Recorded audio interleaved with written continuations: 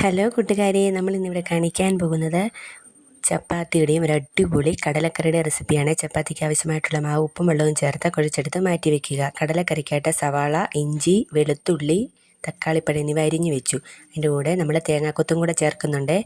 കറിക്ക് ആവശ്യമായ കടല ഒരു കുക്കറിലോട്ടിട്ട് അതിലേക്ക് തക്കാളിപ്പഴം, സവാള, ഇഞ്ചി, വെളുത്തുള്ളി, മല്ലിപ്പൊടി, മുളക് പൊടി, മസാലപ്പൊടി, തേങ്ങാക്കൊത്ത്, ഉപ്പ്, മഞ്ഞൾപ്പൊടി, ആവശ്യത്തിന് വെള്ളം എന്നിവയും ചേർത്ത് വേവിക്കാനായിട്ട് വെച്ച് വെന്ത് വരുമ്പോൾ നമ്മൾക്ക് അത് ഒരു ചീനിച്ചട്ടിയിലേക്ക് കടുക് വറുത്ത് അതിലേക്ക് വീണ്ടും അല്പം മീറ്റ് മസാലപ്പൊടിയും മുളക് പൊടിയും മല്ലിപ്പൊടിയും കൂടെ ചേർത്ത് നല്ലതുപോലെ മൂപ്പിച്ചെടുക്കണേ. ഇതിലേക്ക് നമ്മൾ വേവിച്ച് വെച്ചിരിക്കുന്ന കടലയും കൂടെ ചേർത്ത് നല്ലതുപോലെ ഇളക്കി ചേർത്ത് കൊടുക്കുക.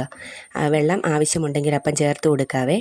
നല്ല അടിപൊളി രുചിയോടുകൂടിയ കടലക്കറി തയ്യാറായി. ഇതിന് വേണ്ടി ചപ്പാത്തി ഉണ്ടാക്കാൻ നമ്മൾ ചെറിയ ഉരുളകളായിട്ട് മാവ് എടുത്തിട്ട് നല്ലതുപോലെ പരത്തിയെടുത്ത് തിരിച്ചും മറിച്ചുമിട്ട് എണ്ണ തേച്ച് കൊടുത്ത് എടുക്കുക. ചപ്പാത്തിയും തയ്യാർ. വീഡിയോ ഇഷ്ടമായാൽ എല്ലാവരും ഒന്ന് ചാനൽ സബ്സ്ക്രൈബ് ചെയ്യണേ. Thank you.